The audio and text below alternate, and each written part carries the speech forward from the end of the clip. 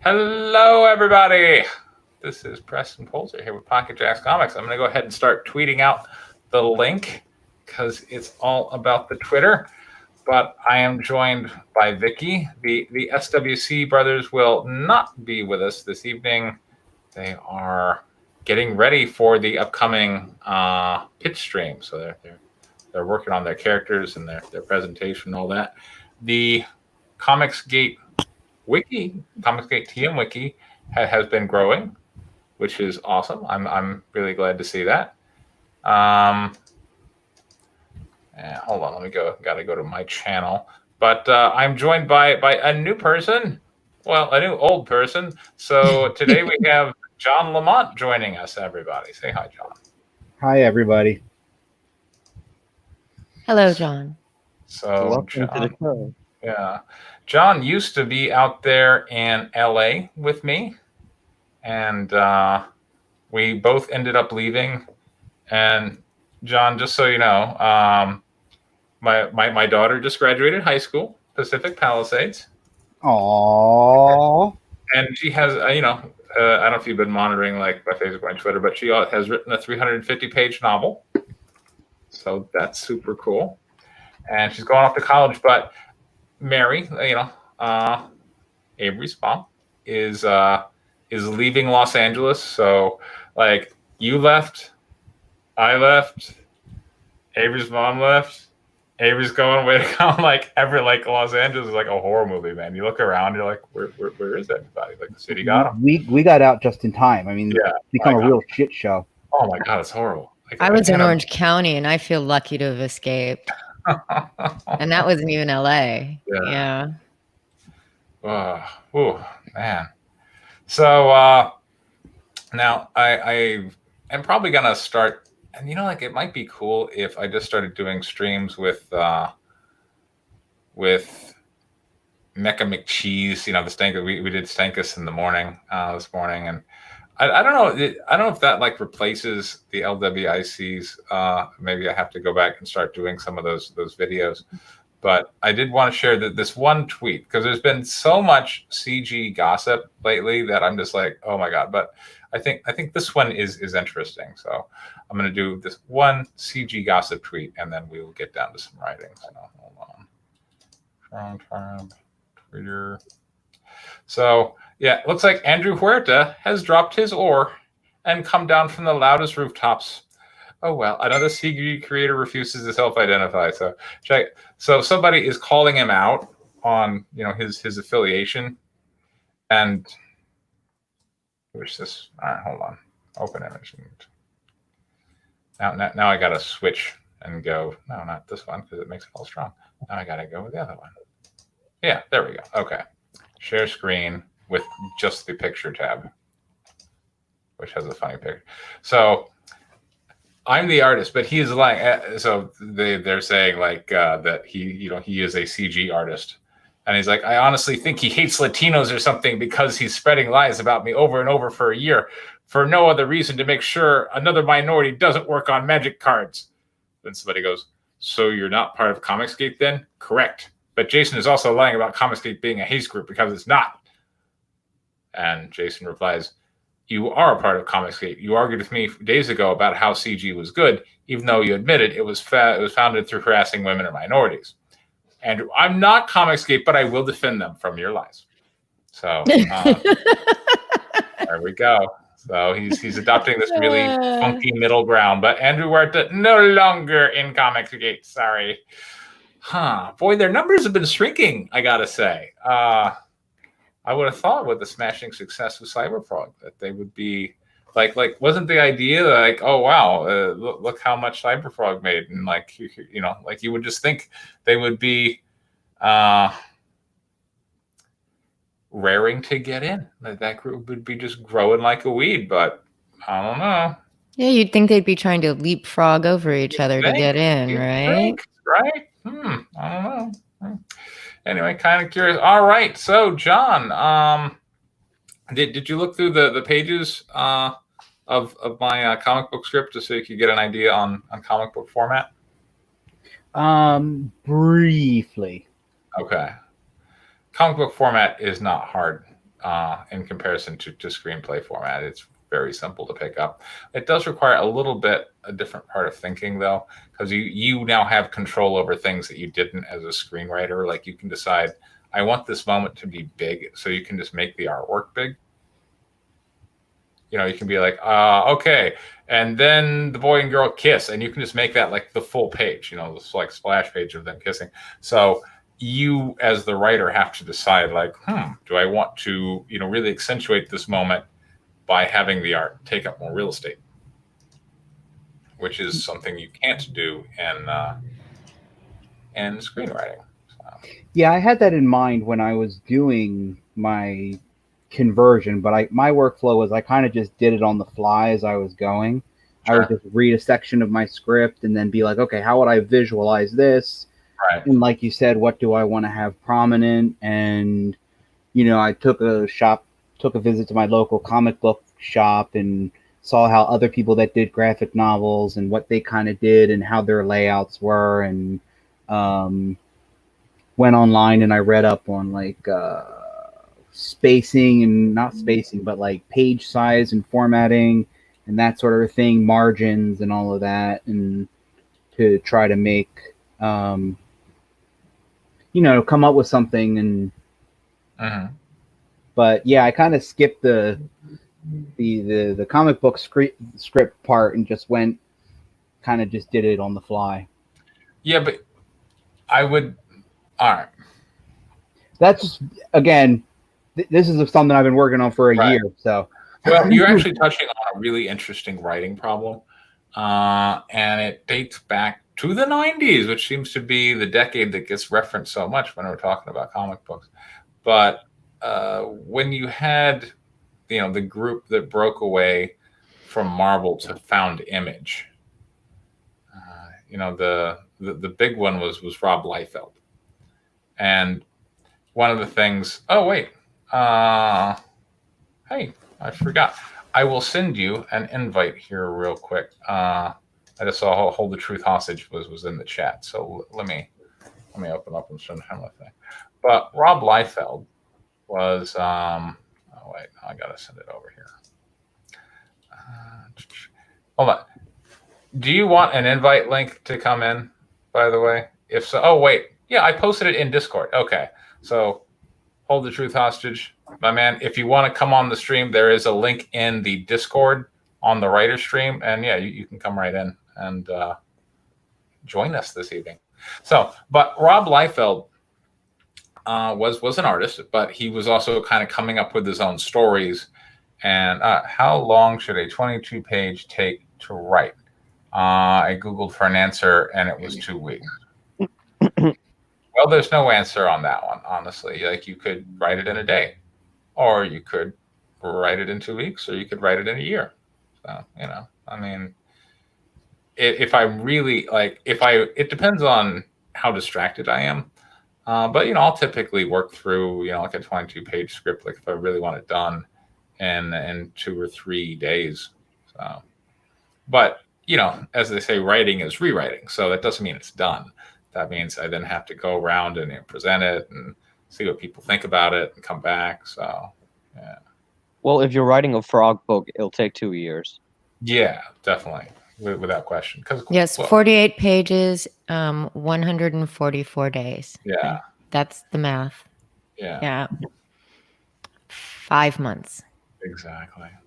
So coming back to John, all right, so what Rob Liefeld did was some artistic innovations. He was really kind of pushing the envelope. He used a lot of splash pages, but he would also do these different page layouts. Like, if you look prior to the 90s, the page layouts were kind of standard. In fact, I've seen AK, in fact, you know, I think shared some of the common comic book templates from, I think was with Steve Ditko or something, that like, but like, you know, okay, like big screen, or, you know, big wide layout, and then 3 on the bottom, or, you know, they're all basically kind of standard comic book panel layouts that you would see. And then Liefeld came in and he wanted to really innovate. So he would have like the character outside of the panels, just like the full figure standing on the page. and then kind of have the page flow around the character so that, the panels would kind of form in like around the drawn image. And people liked it, is I guess what I want to say. Rob Liefeld kind of innovated in that way, and people liked it. And so now when you've got these projects where you've got a writer, such as yourself, but you've also got artists who are going to be drawing it for you, the question becomes, and Big Steve really liked it, so it's a thing people liked. But the question is, should the writer be the one who's doing it? Hello, SGW Captain America. Should the writer be like, okay, I want a big, I want the characters standing, free of the panels, and then I want, panel one over on the right, and panel, should the writer be calling out those panel layouts, or should that be the penciler? And from my experience, it has to be the writer. Because if you write up a script and just say, 5 panels, then for the most part, the penciler, unless they're a real hotshot penciler and very sure of themselves, is just going to do, a fairly basic 5-panel layout. So it's I think up to the writer's job to be innovating, and then hopefully the penciler can maybe, tone it down a little bit. If anything, I would have the writer be like, I want to do it big, and have the penciler be like, maybe not that big. Because if the writer kind of writes the page in kind of a small, simple way, it's very rare that a penciler will innovate and make it this big, explosive thing. So that's my experience. But you've now done a book, apparently, a webcomic style. I don't know if you call it webcomic style. I mean, it is 3D, but that 3D doesn't necessarily equal comic book or webcomic style. But then I have no idea if I'm even going to be able to sell it. I mean, because I've never seen a professionally done graphic novel done in 3D. But hey, sometimes you just got to use the tools and the skills you got. Yeah. I mean, your ability to market is going to be limited because, the art is different than what people are used to. And you don't have a big following. So what people would typically do in your shoes is they would, put the work out there for free. And that's what webcomics are big about. Like they'll put out a page a day or, a panel a week or whatever, whatever the rate is. And then people consuming it for free would kind of build up this audience and talk and share it on social media and whatnot. And then as more and more people get hooked into the story, then you get your Patreons or your Kickstarter. That has been one of the things I've thought about doing as well. And then you came along and said you can do a comic book issue for about $2,000 to $5,000, and I'm like, wait, I can afford that. There you go. So that's what I'm here for. Yeah. You can do a comic book issue for $2,000 to $5,000. Now you can't do my comic book issues for $2,000 to $5,000, but not everything has to be the way I want it to look. I'm very much like, particularly with White Lily, I was like, I want this story to be beautiful. Every page is going to be beautiful. So, well, I remember when you were starting with White Lily, I think you told me it cost about $1,000 a page or something. No, I didn't say that. Maybe half that. Okay, maybe I misunderstood. Yeah, maybe. I just remember thinking, I was like, for some reason, I got $1,000 a page in my head. No, it's not $1,000 a page. I was like, that's impossible. No, I think I may have mentioned that, if you were looking at like an accomplished professional, like, that could have been it. Yeah, I think I may have thrown that figure out. Like, if you're looking for an like if I was really trying to contract Rob Liefeld or Jim Lee to do, interior sequential art, you might be looking at $1,000 a page, or maybe even more, because their name is just so big. But that's exceptional. That's not common. So yeah, and you can do a comic book for somewhere around, and that's why I like this challenge. Is okay, we're going to put forward $2,000. And we're going to see how much of a comic book we can get for that money. So you can fight. Great. Here we go. You can find great handiwork artists overseas for like, $50 a page. There you go. So there it is. And Well, I want to see what kind of marketing I can do with this thing before I figure out what I'm going to do for my next project. That's kind of where I'm at. okay. I figure I'll throw on a Kickstarter and maybe see what happens. And I mean, really, if my fans don't care, my readers don't care, Right. I don't really care what the industry says. Well, by that you mean if you get a lot of fan support, then why does it matter? Right. Yeah, that's kind of, yeah. So when it comes to price, it's all about that's like where you look. That's very, very true, Moby. Very true. By the way, are you coming in? Like I said, I told you where to get the link. It's over in the Discord in the writers group. So You might have to scroll up a bit. yeah. There was a big chat about Lovecraft that erupted between Darth Daddy Lunga and somebody else in the group. But all right, let's take a look at Blood Feud. It has been a while since I read Blood Feud. So this is going to be in screenplay format. And It's been a while since we've read anything in screenplay format. So let's see. All right. All right, let me look through here. All right, we got Decker and Artemis. So if I recall, Artemis is the lady. That's me. That will be Vicky. And I don't see a lot of speaking lines. Anyway, one thing about John's scripts, they tend to be heavy on action. So, all right, but I see some speaking lines here. And here we got Decker. Who wants to be Decker? Well, I guess I have to There do you it, right? go. You're Decker. Sounds good. And I will do narration. And how deep are we here? We got to page 4. We need a Jenkins. John, why don't you be Jenkins? All right. Jenkins. We got more Jenkins. We got Decker. We got McBride. Who should be McBride? AK, why don't you be McBride? Okay. And then I will be suspect. Vicky, you can be suspect.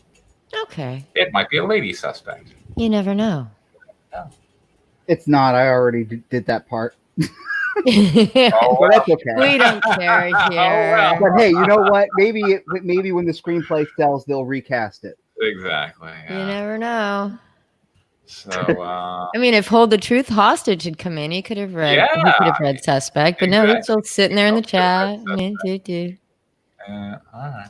Let's see. All right, we got McBride, Jackson. I think that. Oh no, there is. The next scene has Tell you 3 what. new characters. Oh, all right. Well, then let's read up to page 7, and then we'll hand out some new ones. What did I miss? Well, you're already aware that Andrew Huerta no longer self-identifies as Comicsgate, so we just went over that, and now we're reading over John's screenplay here. By the way, John, how is Florida treating you? Oh, sounds good to me. All right, fair enough.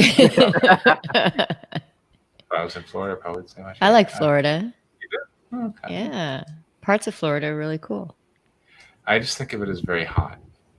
It is very hot. Yeah. Hot and humid. Yeah, hot. Yeah, It's hot and very humid here too. and on occasion hurricanes. Hot, humid, occasionally hurricanes, and See, I already got those here too, so I might as well just move to Florida. There you Yeah. All right. I remember, like my first experience, I was just amazed that like the beach in Florida, like that water is like bath water. It's like really warm water.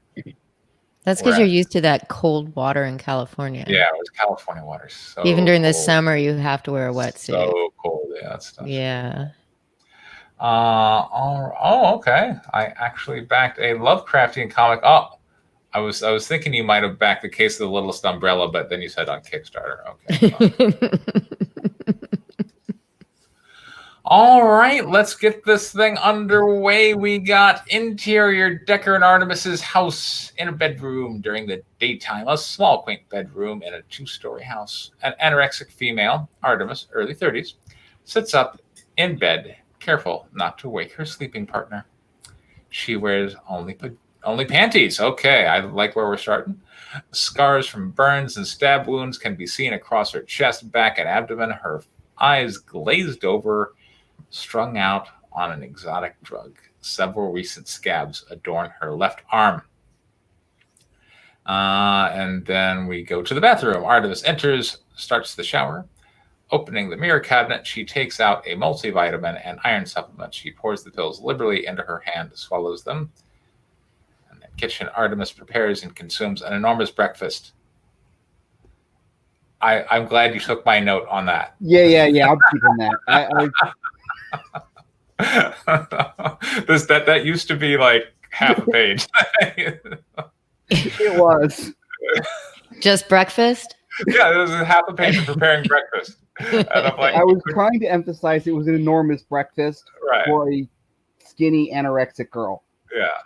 But I think that got lost in all the words. Yeah, because it's like, and it comes back to like the writing thing of, you think about, okay, what am I going to see when I'm watching the movie? I'm going to see cracking the eggs in the bowl, and then I'm going to see the stirring, and then I'm going to see the thing, and then I'm going to see the thing. And so you write out, but then the thing is, when you write out every shot of someone preparing breakfast, you've chewed up an entire page of breakfast. And my advice to John was you could just have one page of Artemis prepares and consumes an enormous breakfast. So I'm glad to see that you took that note. Yeah. Then we go to the living room. Artemis vacuums the carpet. She opens the glass door to the patio, vacuums the exterior cement. Laundromat day. A bustling laundromat. Our radio blares music. People mill about talking. Artemis stares at the washing machine spin cycle, oblivious to her surroundings. The child, about 2 or 3 years old, runs past. Their eyes meet. The child looks back, smiles and waves. The washing machine beeps.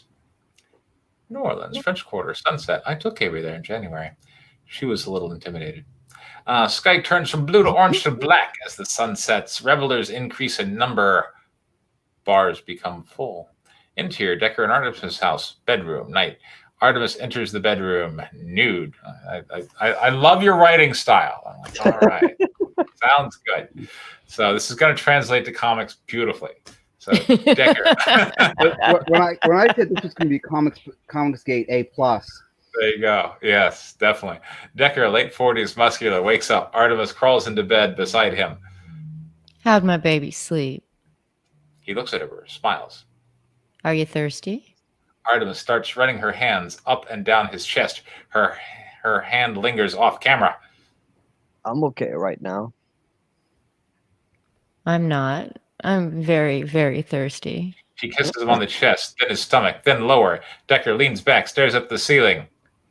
I missed you so much. They kiss, hands clamp, bodies dance in unison. Artisan picks up a small razor blade off the side table. She cuts a small slit in her arm. Blood runs down her forearm, hand, finger. It forms a blood drop. Decker opens his mouth. We see a large, oversized white incisors. The blood drop grows until it drops into his mouth. Artemis lowers her hand. Decker sucks the blood dripping finger, careful not to bite down or cut her skin. Artemis's ecstasy intensifies as Decker sucks on her finger until the moment of climax. She collapses on the bed beside him, her breathing slower. Better? Decker smiles, kisses her on the forehead. Fade to black. Decker in Artemis's house bedroom later. Fingers load bullets into a clip. The clip loaded into a pistol.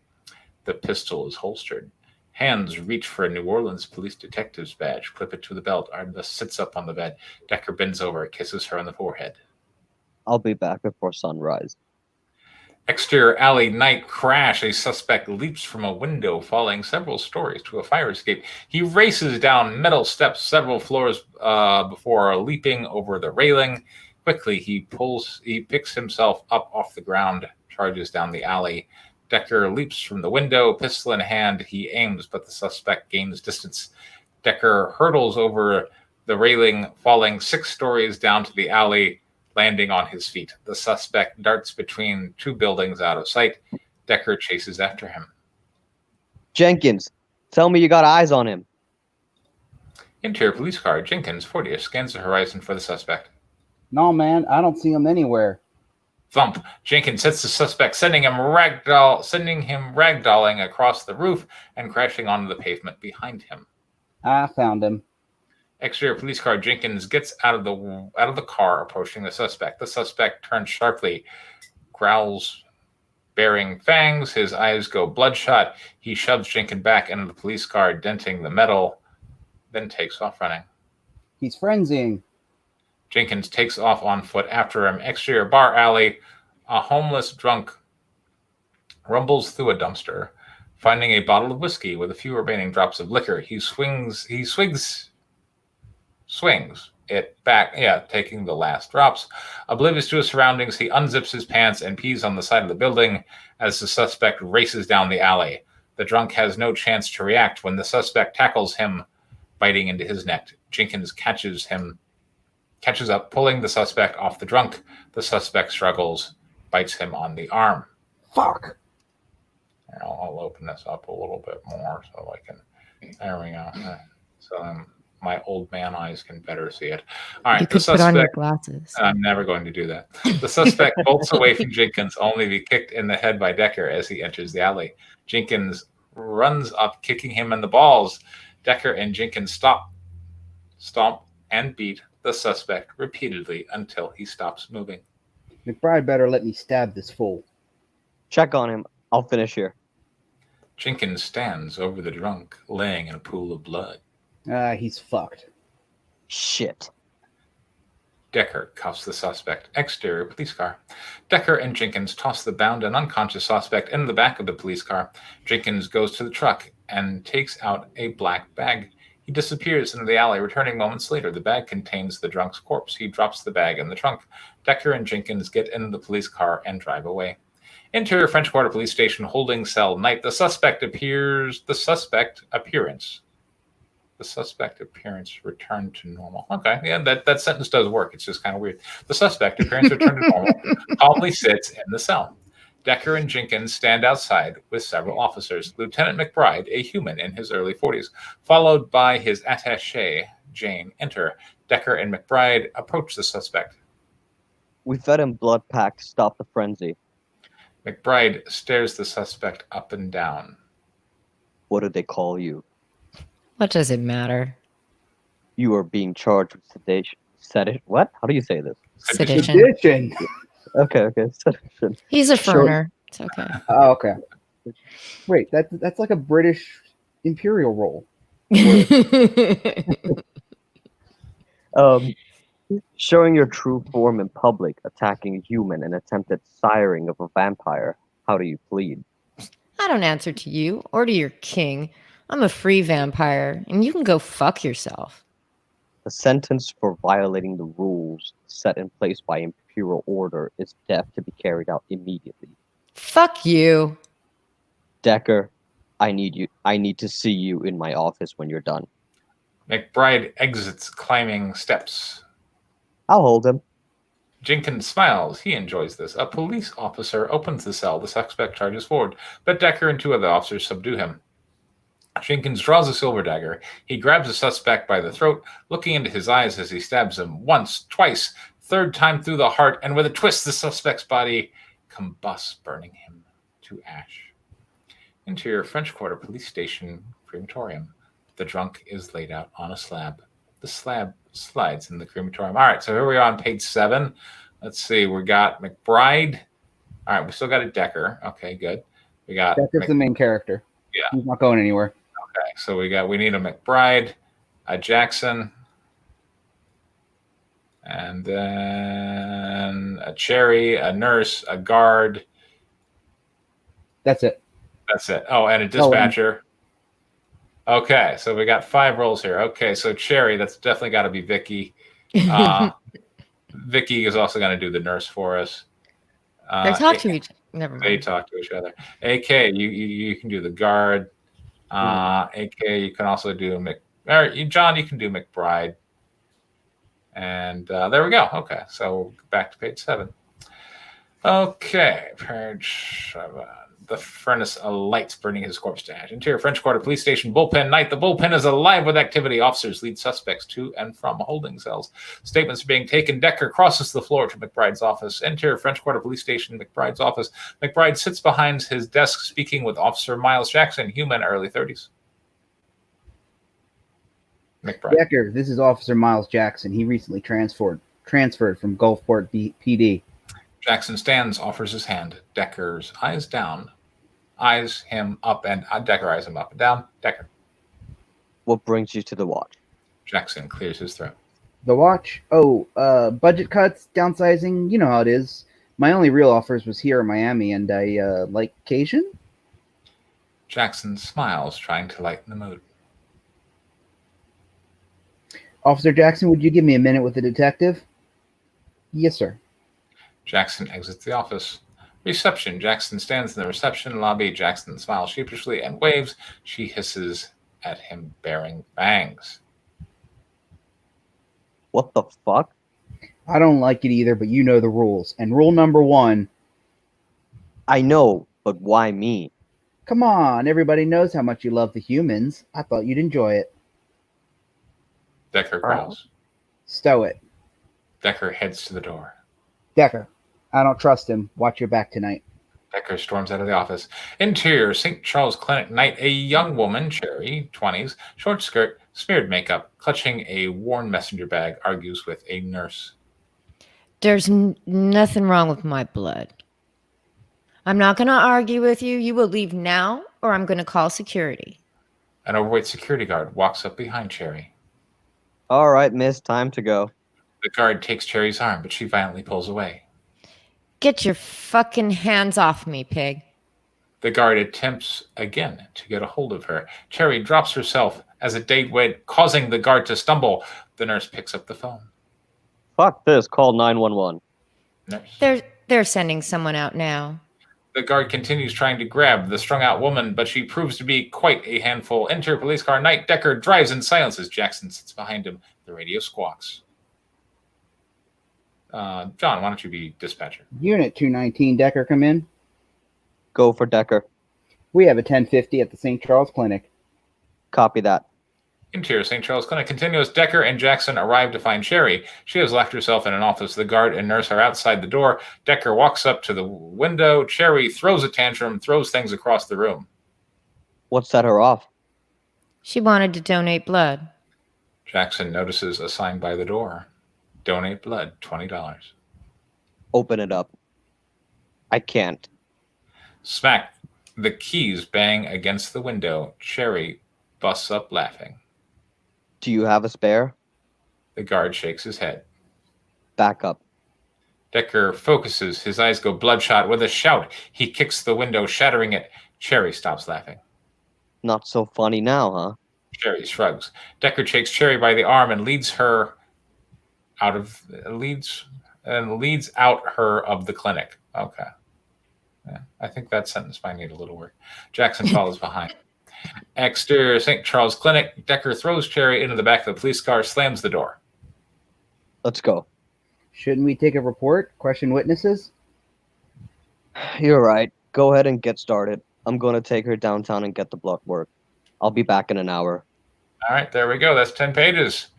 So I will start. I got to say, how many versions of Blood Feud have I read?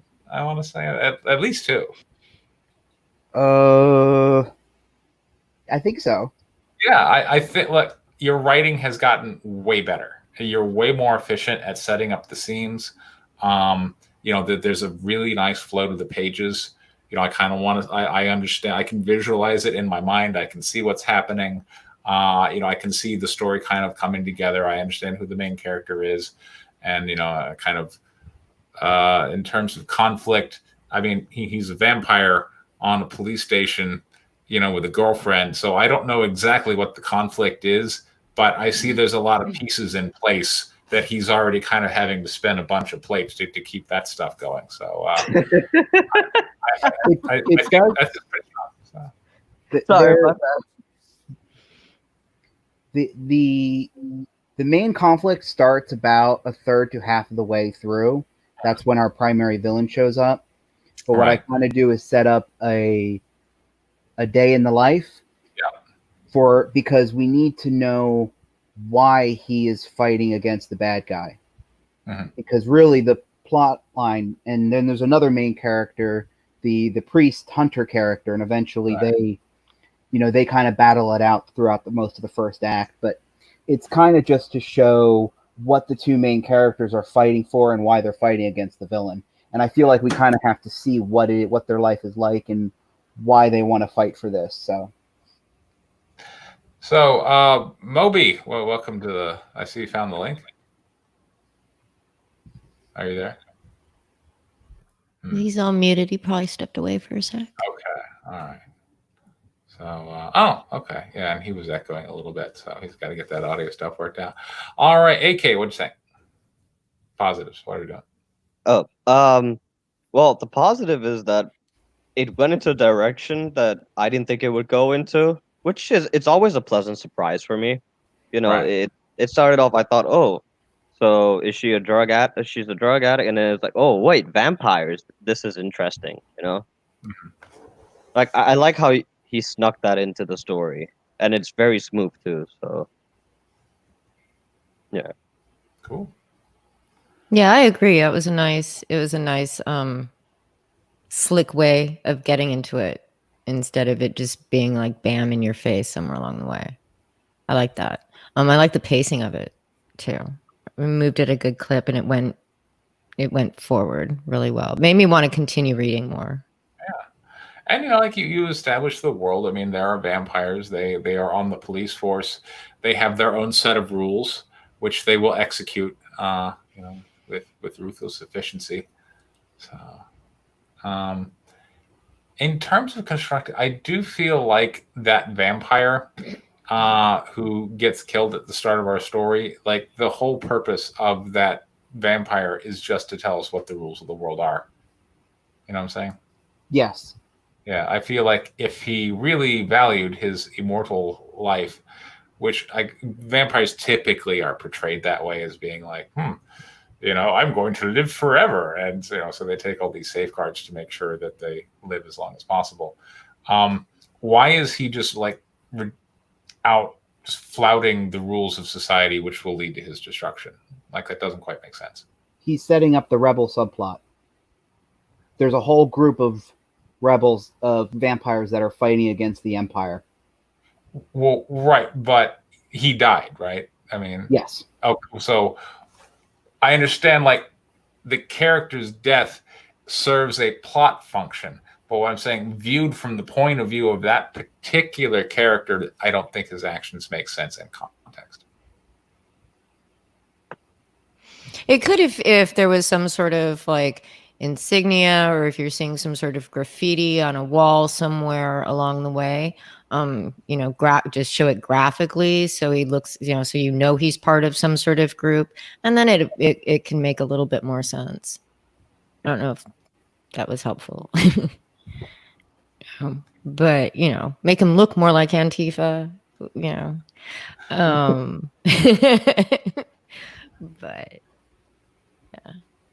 that's that. I think that would be it for me too. He just didn't make.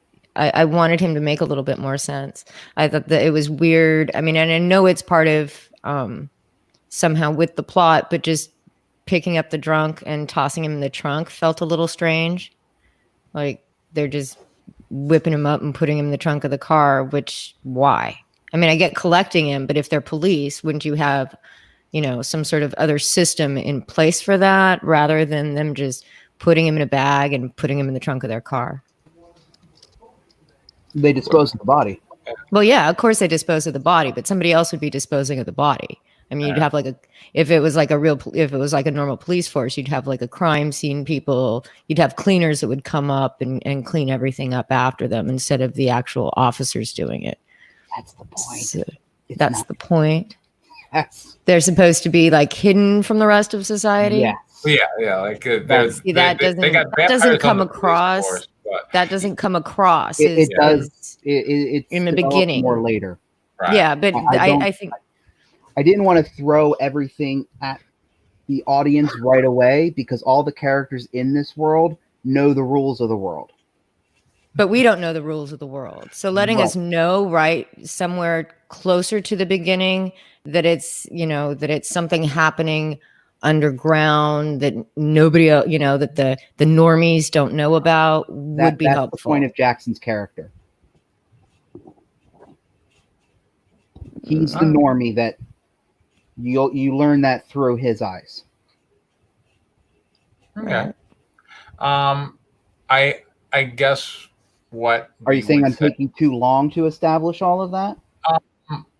There are certainly some. All right. Well, it's okay to leave your audience questioning because when they discover the answer, they will feel kind of satisfied, like, oh, I learned something, I figured something out.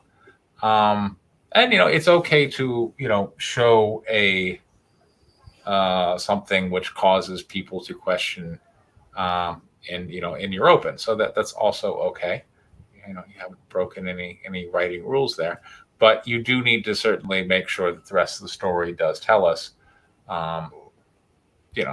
why what you have shown us was a purposeful choice on your part and not just lazy writing. Yeah, everything is pretty much purposeful because they operate under a different set of rules than the rest of the world does. So they have certain things that they're allowed to do. If somebody's attacked by a vampire, they don't leave them on the street to turn and then become a vampire, and then they have rules against that. They have population controls. So somebody gets attacked by a vampire, they're collected immediately and they're disposed of before. These are all part of the rules in the society that they live in.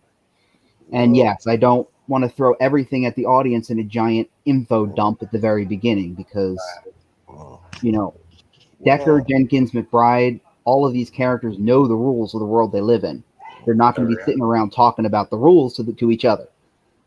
So then we have to introduce the outside character, and I know he gets introduced later because I added the whole rebel subplot, which actually wasn't originally there. Cool. I will say this, man. I think what you're risking is that your story's relying too much on that they got to read to know what's going on. I think if you had something where, like a garbage truck, something comes in and they gave them blood or some type of thing that lets people know this ain't normal. You know what I mean? Then they would dive deeper into the story. But if you just leave it, they toss the body, you're risking losing the reader within a good 5 pages. You got to give them something visually and some type of. Everybody here seen I think it was John Wick. How they had the whole coin thing where the assassins would give something, then the garbage man came. You got to put something in that lets them know that something's going on that ain't normal. Without telling them. That's not a bad idea. Kind of, I like movies. What if you put in kind of more of a visual cue? And, now that we're going to comic books, you got to think about what's being drawn. So as far as what you're saying, John, is that there is, a definite procedure which the characters are following, but the procedure is different than what the procedure would be here in our world. Yes, basically. So I think, the idea of maybe adding some form of ritual or marker to it might not be a bad idea, because then you are letting us know that the characters understand the rules of this world, which are definitive, and, they are acting in accordance with them and have certain expectations about what's going to happen. Then the other thing is you're building the lore. Okay, they got coins, they got something. You're putting the reader more reasons to invest, more things to know about the series. Then they get lost into the world more. The more you build in the world, the more they have a reason to come back. There you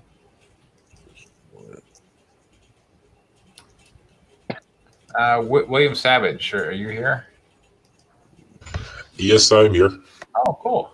I don't know if you were able to hear any of the pages that got presented or not. Fortunately, I came late because Okay. I lost track of time. All right. Well, that does happen sometimes. All right. Well,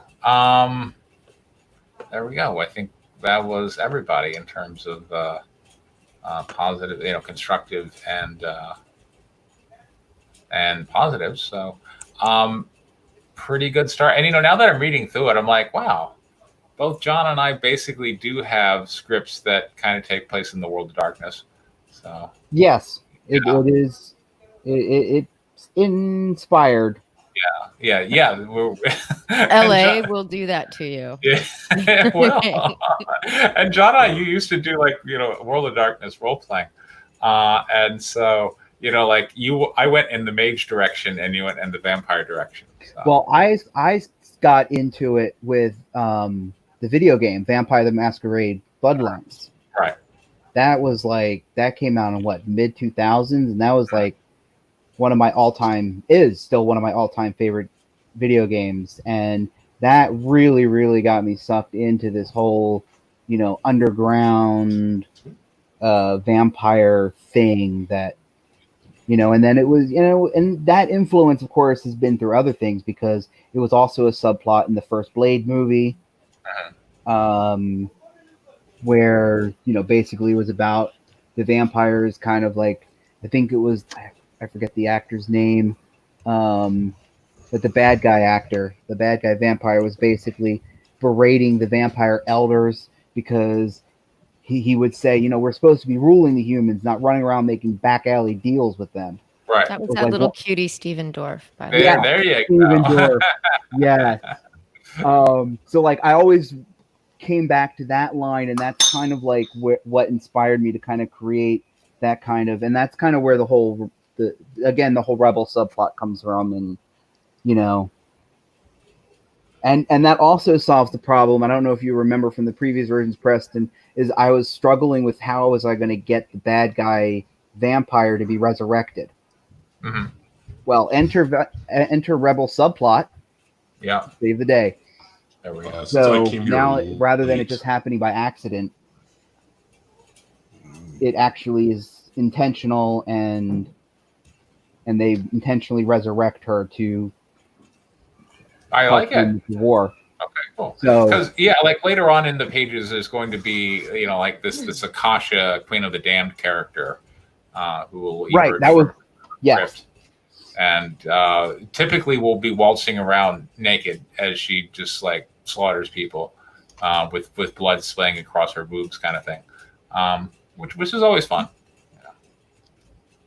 So long as those boobs do not defy physics, we're all good. That's my big pet peeve, by the way.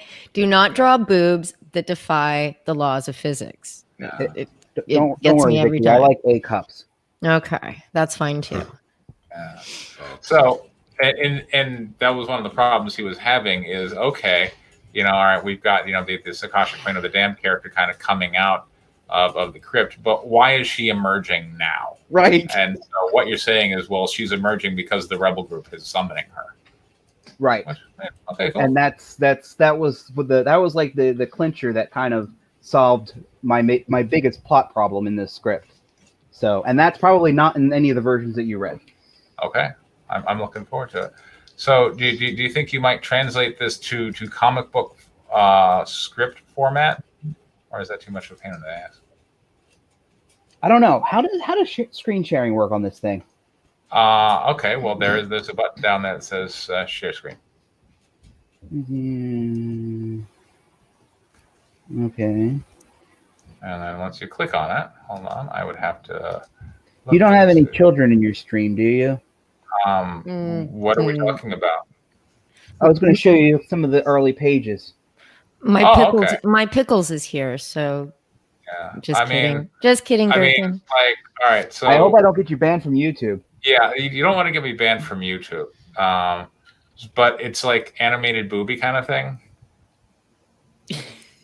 Well, I was just going to show you how I was doing the layout of the pages. Oh, so that's fine.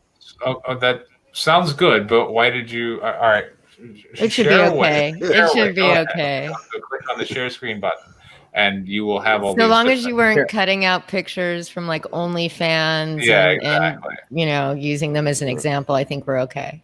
Sounds like we had a Yeah. last Let me do student that. As long as issue. it has nothing to do with Sheila Alien, you'll be fine.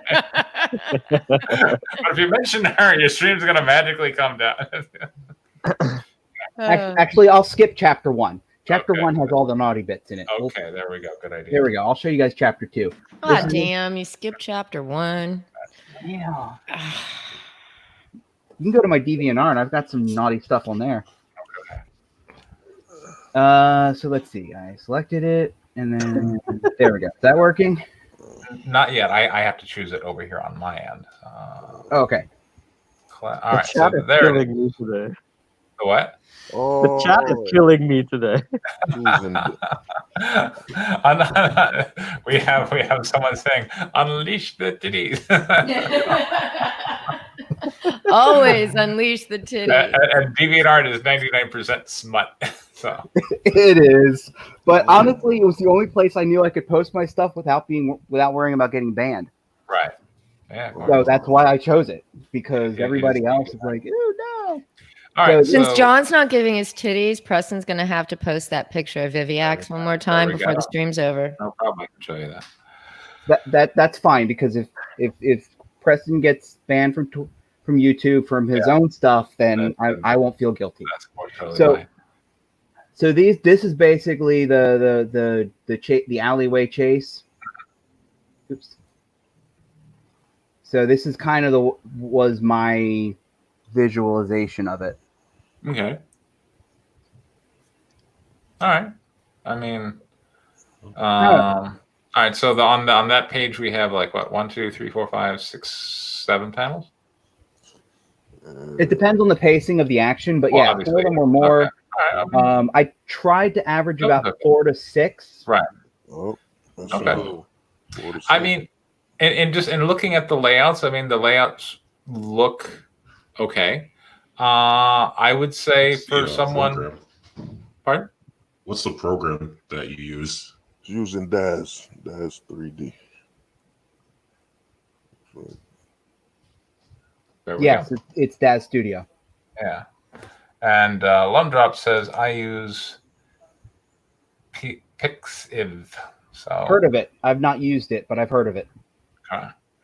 But yeah, that's I mean, it looks like a comic book and it's coming together. Now, it's not going to look like the kind of comic books people typically plunk down a lot of money for. You know, and it's hard to and look, we're talking about web comics, and so this is just a world that is foreign to me and I don't really understand. I know people do it, but you know, like if for me, like I'm used to being in like, you know, kind of the world of comic books where, okay, you evaluate the artist in terms of what they can deliver for their given page rate and how it's going to meet on consumer expectations. And when you're dealing with web comics, a lot of times it is kind of, you know, people such as yourself who are putting out, you know, their grand visions by way of software and whatnot. And I think in comparison to, you know, the web comics I've seen, it looks pretty darn good. But web comics, I think, have to be marketed a different way than like the traditional thing of, you know, you got your book and you go to Kickstarter. I don't know. But yeah, this is like, well, where are the SWC brothers? They're all up on web comics. We'll have to get them back and get their opinion about it. But yeah, I mean, I could see, you know, like putting up a page a day, or, you know, because you've already got the thing done. Like, it was like 180 pages or something. Well, yeah, but it was about 188. Okay. So it took me about a year to complete it. I started like July, August of last year, and basically just kind of did nothing but this. So I don't intend on keep doing it at that pace, but I'm like, I can't know if I can sell something until I have something to sell. Yeah, exactly. That's how we all get started. So I'm going to try this out. So Right. And that's kind of where I'm at. So as I said, I got it done. I wanted to, you know. And that's where I'm hoping, everybody can, witness this, this writer's challenge I'm putting forward, and kind of come out with, oh wow, so that's how comic book creation, can work, and those are the challenges that come up, and seeing how you take it from idea all the way through to completion, at least one way, and then maybe other people can go, oh, I see how that was one way that we can work, and maybe this other way might also work, and Yeah. you And do the some difference, I mean, the way I look at it is it's about a 200-page graphic novel. Uh-huh. If you go to a comic book store to buy a 200-page graphic novel, you're going to be paying what, like $50? I mean, I think maybe closer to 2025. But I mean, but you also got to keep in mind, there's a difference in the level of art, because comic book art, it has certain expectations, that has been handed down, over decades, almost, I guess, a century now, just about, but certainly decades. And all right, so did you ever see the work of the Barrel Brothers? No. Okay. I'll see if I can pull them up real quick. But if you go back to like one of the very first videos I ever did on my channel, it was back when I lived in Venice Beach, and it was an interview with Jordan Barrel of the Barrel Brothers. So, and he and his brother, they were kind of, they're movie makers, but also they're comic book makers, but really the comic book is just a way to showcase the movie.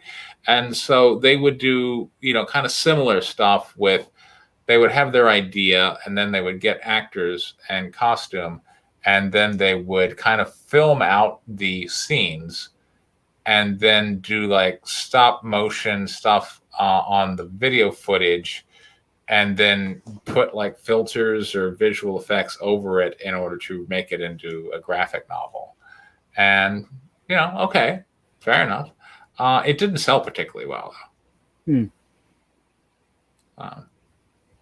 I don't know. I did meet, I ran into Jordan Barrel about a year ago at, it was like LA Comic Con or something. And I was like, oh, hey, what's up? And, he had the wall of prints going at that point, which, that is a tried and true strategy where you just got a whole bunch of prints behind you that you're selling at $20 a piece. And these were not prints of his characters, there's Terminator, there's Alien, he was doing the same stuff other people were doing, which is, I'm doing my own version of, pop media icons, which you can now pay money for. And I'm like, oh, what happened to your books? So you point, oh, I'm still selling them. So, it was his rack of graphic novels, kind of on this little spinny rack. But for the most part, he's just there with the Prince thing. So I got to say, looking at the experiment of the Barrel Brothers, they just seem to find more money and more demand in terms of prints rather than stuff. Yeah, like, all right. So here's one of the things that here I can show you real quick. Okay. So if you go to Loaded Barrel Studio, so here's their cover for Brielle and the Horror. Can you see that? Yeah. I mean, it's a cover, but it's not a cover that a comic book person is really going to look at and go, oh my goodness, I want to give you money. You know what I'm saying? It's cool art, though. Yeah, it's not bad. And they got this. Oh, the gray. And this is one I bought. It's the art. It's not. They're not bad books. I mean, the story is certainly pretty strong because they come from like this movie screenwriter background, and they're really trying to sell the quality of the story. But the execution in terms of translating it into a comic book, and get the demand there, like, just from an outsider's point of view, they were never quite able to make that piece work to me. So, and I think part of it is we're looking at these covers. I don't, and that's probably not a cover of some of their work. Let's see. I just have those two stories. Oh, yeah, here's another one for Bale and the Horror. Is it? Oh, okay, yeah. Here are some interior pages. So can I make that bigger? It's so small. It's so tiny. I cannot. Oh wait, can I up here? No, I'm just going the other way. Okay, yeah. It doesn't work particularly well. But if you go and you look at Loaded Barrel Studios, you can kind of see how these pages are and how they turn out, and they're okay. But I don't know, like they just weren't able to make a go of things in that regard, and they kind of fell back into selling prints. The dudes who drew on the caves made some pretty good comics. That's an excellent idea. Yeah. Unfortunately, they weren't able to ship them once they sold them because they had foolishly drawn them on the walls of their cave. They were purely local, baby. Yeah, it sounds like delays. They're inevitable. And, you know what? That should ultimately be Donald DeLay's final excuse for Where's Brutus is I drew it on the walls of a cave. You want to see it? I'm pretty sure if they were getting super chats, they probably would never drawn the things in the first place. That too. Yeah. So, but here, let me show you. Since Vicky brought her up, and I showed you Viviax before, by the way, John. Yeah, I've been in. I knew you were running the stream a while ago, but it was only a few weeks ago that I was like, I should really tune in. And I'm not even on Google anymore. Like I dumped Google, I dumped Facebook. I just sign in just to watch your stream, and then I sign out. I don't. Okay. I don't use any Google products anymore. Okay. That's love. That is truly love. I appreciate that. So, all right. So here is, I'll show you the page over here on Comicsgate TM. Where is Rebecca? Here she is. Boom. So this is Viviax, lovingly rendered by Miss Sashi, and this is comic book artwork, and that's like I'm expecting people to look at that and want to pay money to get a comic book with that on the cover. You know what I'm saying? Yeah. And so, and I plan on buying that cover. Yeah, in a way that like the Brielle on the cover and the Brielle on the horror, kind of like it didn't grab in the same way and motivate comic book people to go, yeah, I want that. And I would buy that cover and I'll send it to my pastor and see what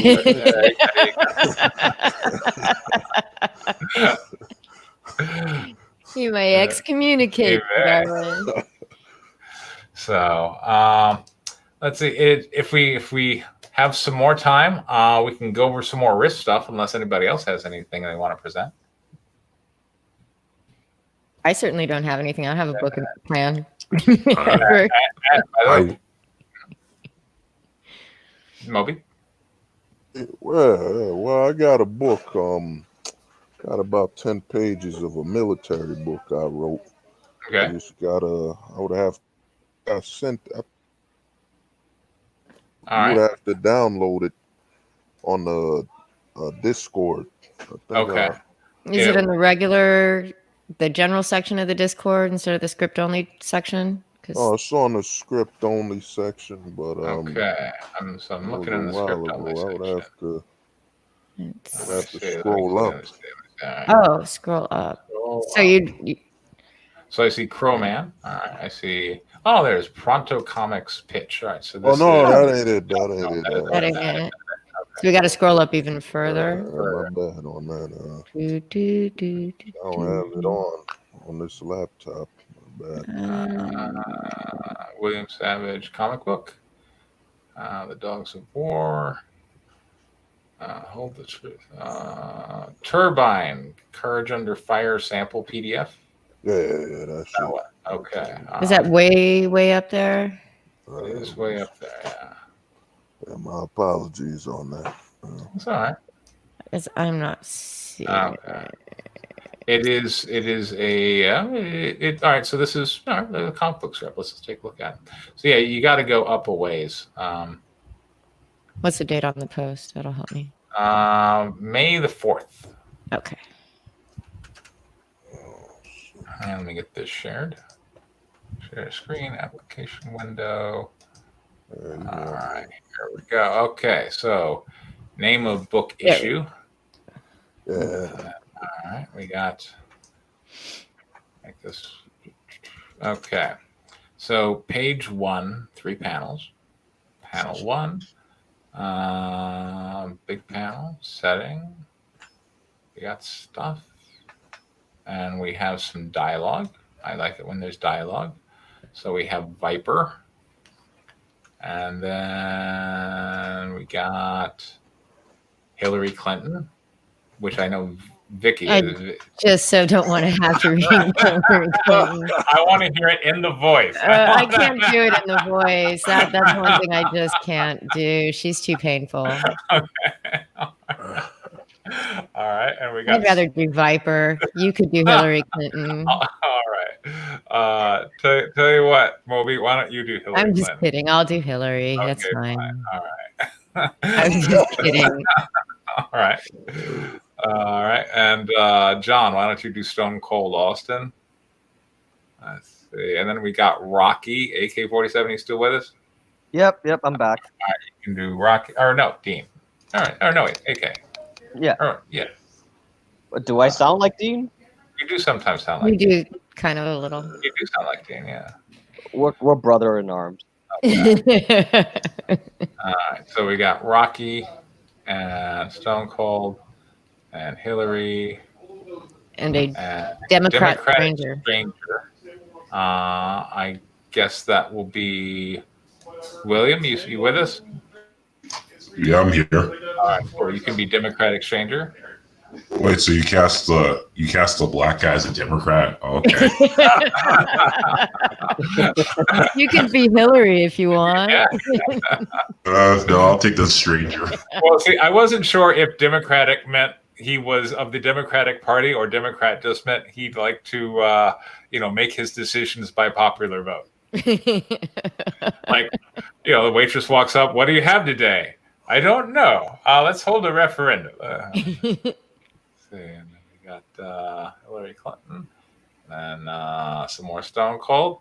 Group of soldiers, no problem. Viper. Did we already assign Viper? I don't think so. I don't think we John assigned can be Viper. Viper. John, you can be Viper. And And I'm going to be Gina at the end. there we go. And we got a Zavius hero. Or Zavius Oh, hero. it's Xavier, a buddy of mine from okay. from Spanish. Yes. Oh, okay. Spaniard Got guy. Spanish guy. All right. I guess AK, you can be him too. Okay. And we got a thief. Who wants to be the thief? Oh, I'll be the thief. There we go. We'll be the thief. All right. It could have been worse. You could have asked the black guy to be the thief. Yeah, I was not going to do that. So- But he got me kicked off YouTube. And then we got Warwick Warbridge. Vicky, you can voice Warwick Warbridge. Okay. And then we got. We've already got. I think that's everybody. Rex Vex. We got a new one. We got Rex Vex. And Gina. Oh, you're going to be Gina.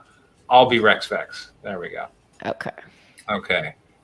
All right. I think that's everybody. Okay. Let's go back here to page 1. Get this show on the road. Panel 1. Big panel setting. White House office. Morning bright and sunny. Front view. Vice President Hillary is leaning up against the wall with a big grin on her face, along with Secretary of Defense Stone Cold Austin, who is with his legs leaning up against the table. And White House Press Secretary Rocky is there standing. Panel 2. On a rooftop with what appears to be an illustrated background of a burning White House and Paris Tower, President Trump is tied to a chair with his mouth taped on a rooftop with Viper wearing a frog mask, wearing a long sleeve pants and boots looking into the camera. We have your president. Our demands will be met. Panel 3, on a huge billboard screen in New York City, with many people watching, some wearing Make America Great Again hats, some people celebrating. Wait, that's not real. It's That's- okay. Happens. I know there's nobody in New York City has a MAGA hat, but you Yeah. gotta suspend your disbelief a little bit. Just a little. Okay. That's Go. for later on when we tell him what's wrong with it. All right, Viper, line. Viper, line. John, you are Viper, right? Did John disappear? See, the world is watching America. All right, Paige, we lost him over the MAGA hat. All right. I know. Hey. Ran away. Panel 4. Viper is leaning on President Trump, taking a selfie with him. John's still not with us. All right, almost make sure he didn't. Are you there? Not here. No. Almost forgot.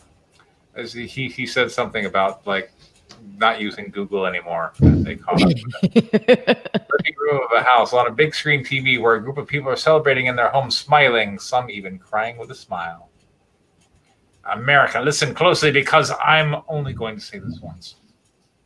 $1 billion or your president joins my favorite president in the afterlife, Abraham Lincoln.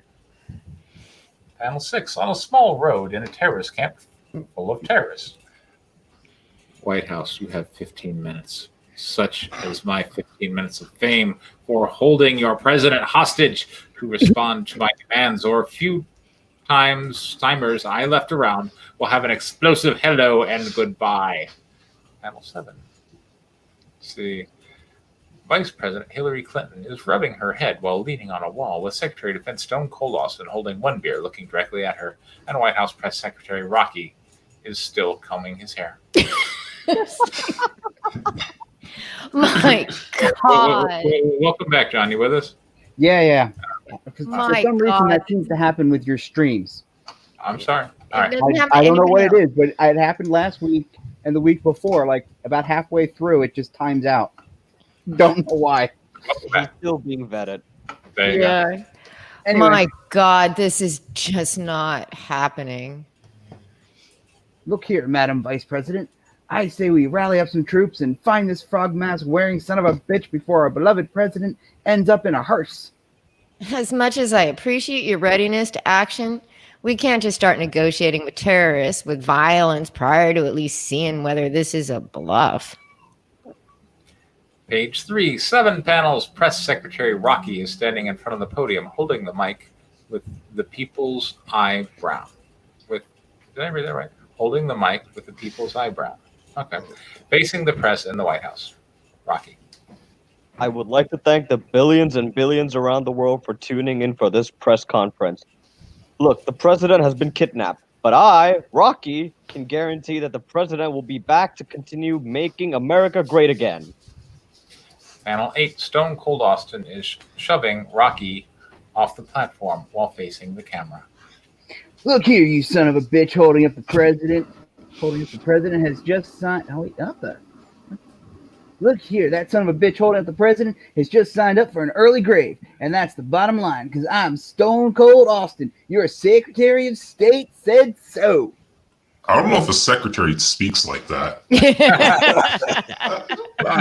Got a satire. Well, I don't know. I've never seen the press secretary give the eyebrow before either. Exactly. So Panel 9, Stone Cold is drinking 2 beers beside the podium, which Hillary is standing beside facing the camera. my fellow Americans, this is not the time to be consumed by the fear that drives these depraved terrorists, seeking to diminish the courageous value that this great nation was founded upon. I give you my word as your vice president that I shall release every possible course of action within my power to return the symbol of our freedom, our dear president. Page 10, small panel, a close-up of Hillary's hand reaching for the cell phone ringing. Page 4, 5 panels, panel 11, probably should be 1, but setting White House private office. Hillary is holding on a bottle of wine while leaning up against a wall. Democratic Look shooter. here. Look, Hillary, this is a blessing disguised as a moment of terrorism.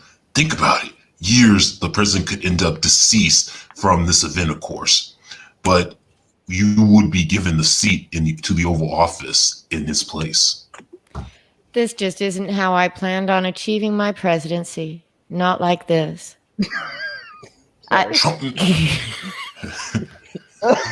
Trump, Trump made you. Trump made you as his vice president after embarrassing him with his victory speech. Remember? Hillary is drinking the bottle of wine with one hand as though attempting to finish it. A close-up of Hillary's hand dropping the bottle. I would be lying if I told you that being his vice president has been fulfilling. Panel 14, Hillary is speaking on the phone, broken bottle below her. But it's the most bipartisan act ever done by a president. I may never be able to become more than a VP, but if I were to in any way find empowerment from failing to return the president in ascending to becoming the president, not only would the American people demonize my presidency, the world, I would become the very symbol of failure, which would lead to the deaths of the Democratic Party.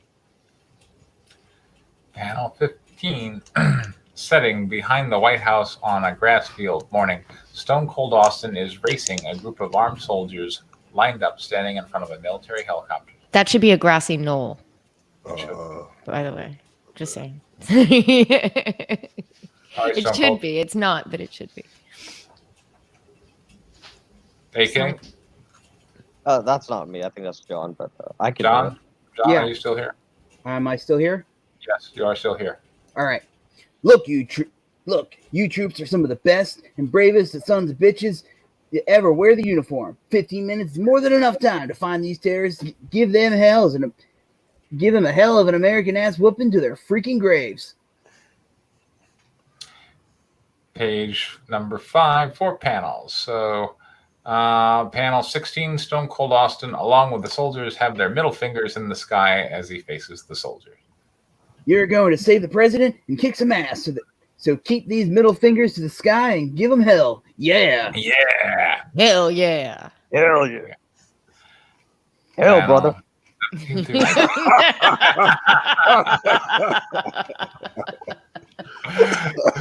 Stone Cold Austin is saluting the soldiers as they walk towards the military helicopter. The helicopter is taking off, and Stone Cold Austin is staring into the sky, and Stone Cold Austin is covering his face as the helicopter is exploding. Page 6, panel 20. Stone Cold Austin is running towards what remains of the helicopter, the fallen helicopter. Page 21, far above Stone Cold Austin, a blimp with a huge TV screen attached to it. The face of the masked frog. Oh boy. Viper. Nice try, Secretary of State. In fact, color me impressed. So impressed that I will give you 48 hours to bring my $1 billion. 15 minutes just didn't seem fair, right? I will be sending one of my men to pick you up, Secretary of State. Panel 22, the blimp above explodes. Lots of explosions. Page 7, we got 6 panels, starting with panel 23. Shopping mall. In full-on security uniform. So what's that character's name? Xavier. Xavier. Xavier is chasing a very skinny and drug user thief wearing torn clothes who is holding 3 stolen purses in the mall. Caption, 48 hours left. Panel 24. The thief is jumping from dining table to dining table. Xavier is not far behind. Panel 25. The thief is jumping from the second floor, which is 9 feet above the first floor, while Xavier is running down the steps.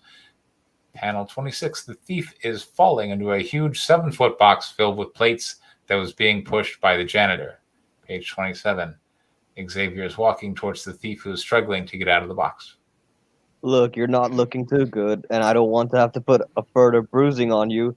So you come in by choice or by force? Try and make me, you mall cop.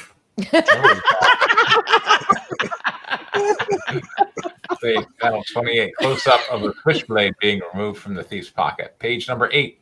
Panel 29. The thief with his switchblade is charging towards Xavier, who is rubbing his chin speed lines. Panel 30. While still rubbing his chin, Xavier kicks the thief right in the face. Speed lines. 31. Xavier is holding the thief, who is knocked out with a bloody nose over his shoulder, whose hands are cuffed. Oh, you just had to take the hands-on choice. Now you're out cold and dreaming. Panel 32. Sidewalk outside the mall, still the morning. Xavier is walking on the sidewalk in his usual attire, holding a duffel bag. Well. Second time the blade's been pulled out on me today. Oh, this job is starting to wear on me, but... Panel 33. An RV nearby hits him. Panel 9. Nearly. Page 9. Nearly hits Yeah, him. you're right. An RV. That's how shitty his day is. He gets a knife pulled on him twice, and he almost gets hit by an RV. Page 9. 6 That's panels. just awesome. Exactly. Is aiming a gun at a military-grade RV in front of him that's parked with exhaust surrounding it, and the windows are tinted. Xavier. Look, I'm not in the mood for this shit after the fucking day I've had, so whoever you are, get out before I light up this mobile shit you driving. Oh. Yeah. Panel 35. Xavier is still arming his gun, yet with a look of surprise on his face as Warwick Warbridge is out of the RV with his hands up. Warwick? You wouldn't shoot an old friend, would you, mate? Xavier and Warwick are leaning up against the RV, and Warwick is smoking from his pipe. No, we missed to skip panel 36. Oh, hold on, sorry. Panel 36. Xavier is embracing Warwick with huge lifting him from the ground besides the RV. Warwick, it's been too long, my friend. I can't say I miss these power hugs of yours, mate. 37. Xavier and Warwick are leaning up against the RV, and Warwick is smoking from his pipe. You're not the type of person to show up unannounced without needing a favor, right? Well, mate, you're right. Look, Major the President has been kidnapped, and by my count, we now have less than 48 hours to rescue him. Warwick, if you recall, we were dishonorable discharged and deemed unfit to serve. Oh, so like sketch. Okay. There we go. Mate, you and I both know that this was all a crocodile. Go ahead. 38. Warwick is on his knees facing Xavier, who is still leaning up against the RV. Look here, mate. Ever since we were discharged by those crocbite bastards, we gave our life and sweat as we served for an incident that we had no way of knowing that occurred. I've just felt an emptiness that not even Mama's Vegemite can fill. And then back to you. Oh boy, this is our chance, mate, to return to servicing the people, both domestic and foreign, from all those deemed enemies to the innocent. 39. Xavier is giving Warwick a helping hand back to his feet with a great smile.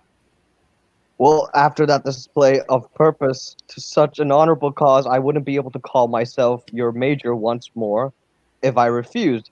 So rise up, sapper. We have a duty to fill, and that's an order. Yes, Major. Page 10. Broke down bar afternoon. Rex is sitting on a stool beside a bar surrounded by beer cans, beer bottles, as he drinks from a jug of beer. His clothing torn, stained as he wears a t-shirt, jeans, shoes, his facial hair a thick stubble. His hair is still clean. Around him, other guys drinking, playing pool, darts, and drinking. These other men of varying ages and employment. The bartender, a woman in her 40s, slightly attractive. 44 hours left. Do we have a Rex Vex? I'll play Rex. All right, go ahead. Don't bother waiting, Gina. Ready up the next round. Are you sure, Rex? When have I not been sure about a drink? Panel 41. Major Xavier is walking towards Rex, who has his head on the bar, hands still grasped to the mug of beer. Damn, Rex still consumed by it after all these years. A close-up of Major Xavier, hands pulling Rex on the back, who is sheep. Get up, Rex. It's the major. A close-up side of Major Xavier's face, yelling. Soldier, rise up. Rex is facing Major Xavier, who is laughing as he is saluting with his mug, pouring beer on himself. First Lieutenant Rex Vex at your service, Major, sir. That's the soldier I remember. Major Xavius is facing Rex, both sitting on separate sides of a table drinking beer. Major, it's been, what, 3 months since I last saw your serious face. What can I do for you, Major, sir? Rex, duty calls. As much as I appreciate serving under you again, sir, I'll decline. I won't give those assholes another opportunity to discharge me, Major, sir. Rex, it plays back a memory fighting to overcome the president's state of mind, First Lieutenant. Well, sir, that's what drinking is for, numbing the past until the president finds a way. All right, and that's the end of our 10 pages. Okay. Who wants to start us off? Some of that was funny as shit. Yeah. Just gotta say. So that's it's really funny. I want to know, what was that? Oh, I'm using a voice changer and stuff, so that's how that happened. Any other positives, Vicky? I do kind of want to keep going just because it's funny. Yeah, I like all the explosions too. Explosions are always good in my mind. Yeah. Especially when you're talking, some sort of military thing. All right, John. Sir, Positive notes. What do you got? it was interesting. All right. it was I'm kind of. I mean, I don't typically write political stuff, but some of it, I guess positives. It was funny. Yes. I laughed a lot. There you go. That sounds good. Anything else? All right, AK-47. Let us have it. Well, I was just gonna say, you don't actually have to care about politics to laugh at this, and that's the best part about this. So yeah, it's so easy to just get into it because it's just like the focus is to just be funny, and I think it works really well. Yeah. Yeah, and John, I don't know if you were there, but I remember there was a woman back in the days at Venice Beach who was presenting, a comedic script about, political stuff, and I think Trump was killed or captured or something, and it felt very heavy-handed and like very pandery to just one side, and like. Trump was barely on the radar when I left California, so Right. Okay, then that would have been after you left. But this one, I think, I feel like, you could be anybody and you could read this and you could say, this is funny. It's so you did a good job. And, in a particularly a very divisive topic of finding a way to present it that I think a lot of people would find enjoyable and engaging. So there you go. I would want to know more about this world where Trump picks Hillary as his vice president, where Hillary can actually stand up on her own. And Jake, by the way, from the chat wants to say, best script I've ever heard, by God. So there you go. All right, let's see if I can. Not that one. I'm gonna. All right. So I started on positives. Now I'm gonna do a few constructives. Oh, okay. I guess I should voice my positives. Sorry. Willie. Yeah, please. Yeah. So move on. Yeah. So the first thing that grabbed me is when he mentioned the mask with green frogs on it, because I'm very familiar with the whole Keki stand meme that was huge back in 2017. So I thought that was very interesting little detail. Kind of made me interested to see if there was more to that and stuff. And the humor seemed to be pretty well balanced. When it came to the politics, it wasn't super obvious on both sides. It kind of almost feels like something you'd kind of almost see in a South Park episode with, just toned down on the vulgar humor, because they kind of make fun of both sides in South Park. So that kind of makes it a little more funny because like the idea of him having Hillary Clinton as like his vice president is kind of outrageous in itself, which makes it pretty funny. Yeah. All right. Well, William, since you were the last on positives, why don't you take us into constructives? You got any constructive notes?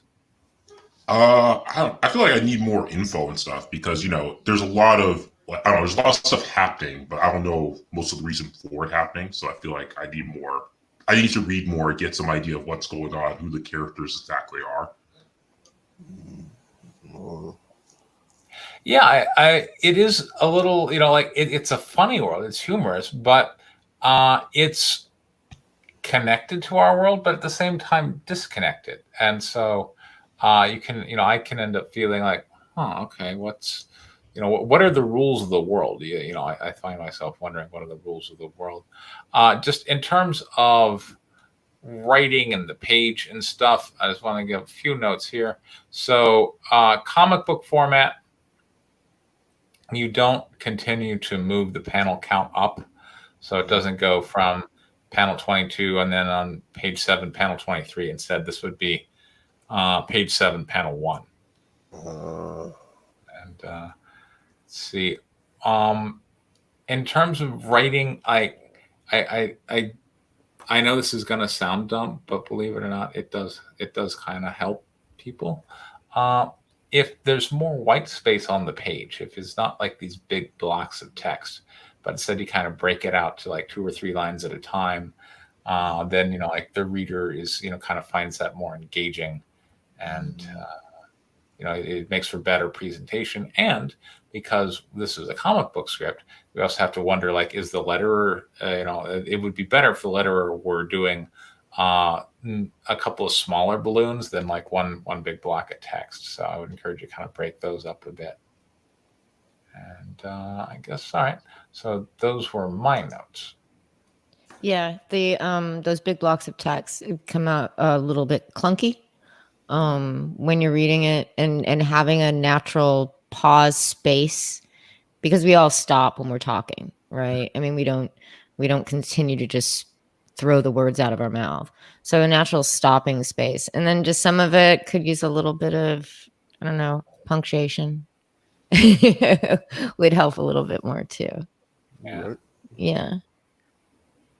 There's always room for a well-placed comma. Yeah. So, and then the one guy that I was reading, the Australian dude, Warwick. I know you're trying to work that whole Australian thing, but it felt really weird saying mate all the time. And there was one point where he says mate at the beginning of a sentence and at the end of the sentence. I don't know. that is one of those things like writers will do. Like if you write a Southern character, like it's every always y'all. Every 10. Yeah. But that would be it for me. Just watch Liam stream. Oh God. He's been quiet for a few days. So. Hey, man, I have missed the hilarity, actually. It's been sad. I've only hugged my mother. I've never hit her, I'd rather be hugging my mom too. Yeah. AK-47. I don't have much because, well, I'm not too caught up on political stuff, so I don't know the inside baseball if there's some in here. And I would just say you should definitely add the hail brother after the hell yeah.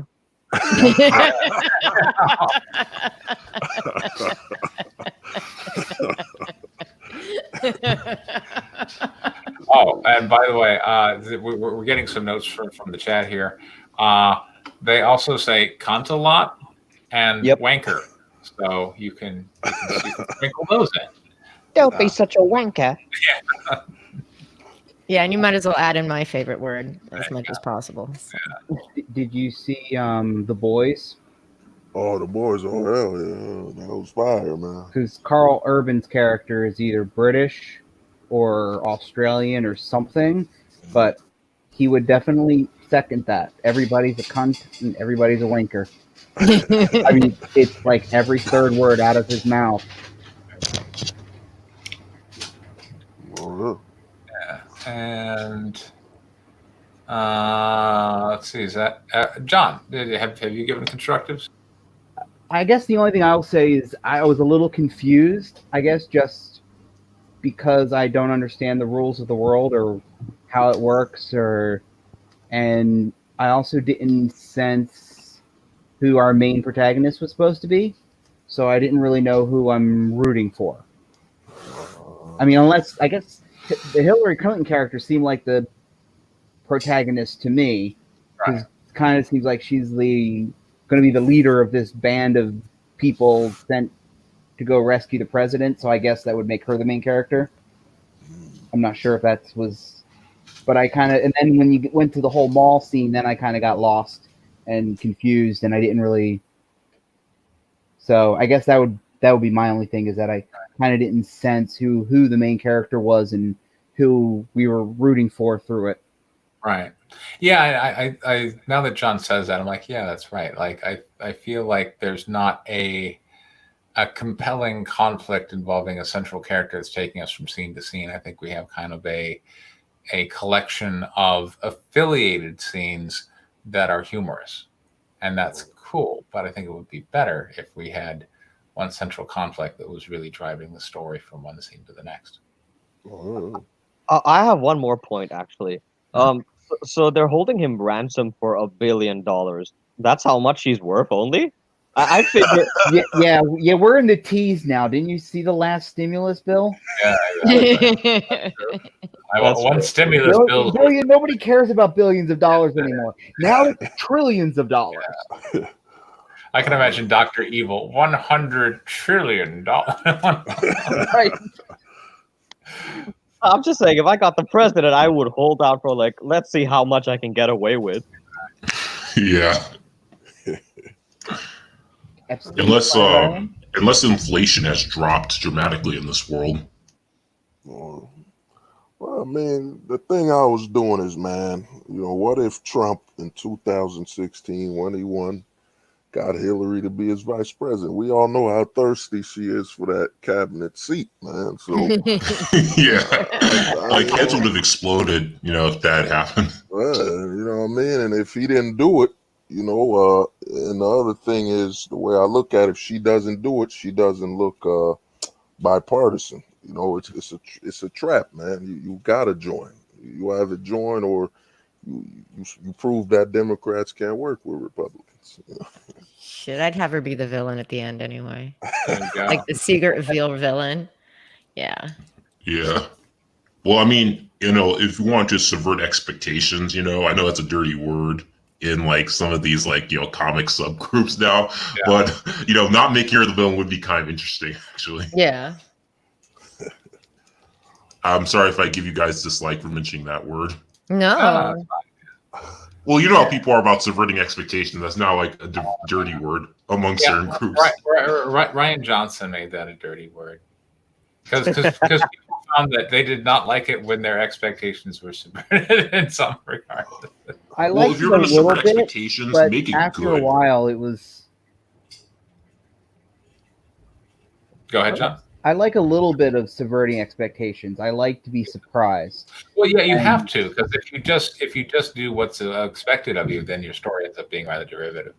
Well, yeah, as long as it's good, because I feel like subverting expectations just for the heck of it, it's kind of like having a plot twist that just is not necessary. It's just it kind of fails and just doesn't work. Mm-hmm. You got a point. All right. Anything else? No.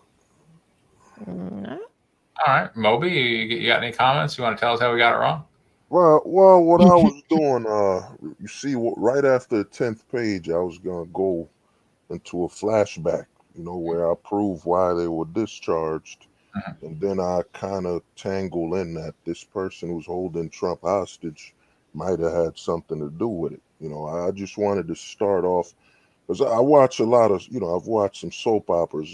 My problem with comics is that, all right, you're reading Spider-Man, you know what I'm saying? But what is Scorpion doing before he came to attack Spider-Man? You know, at some point, you want to look at the world. You don't want to just be, unless Spider-Man moves, the story doesn't move. We have all these characters, you know, there's going to be a conflict that brings them together, but you want to see multiple perspectives. Then you zone into that main protagonist story, which will be the soldiers. I just wanted to start it off from the perspective of the White House, then work my way to the soldiers. You know, you know what I mean, make the world more lively. You know, because I think when you just have, it's the main character, it's the villain, you get kind of predictable, and you know it gets a little too dull. You know, where the reader knows, okay, if the villain doesn't do this, the hero won't do that.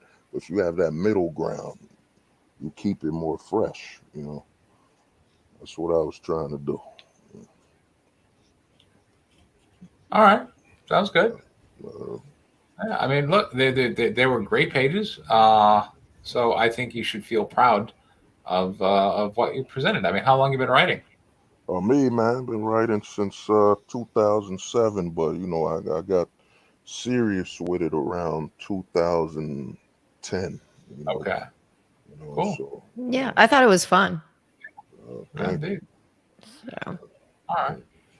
And so Turbine are we going to see that guy showing up here pretty soon? Oh yeah, I put it on the Comicsgate page. You know, Yeah, I know.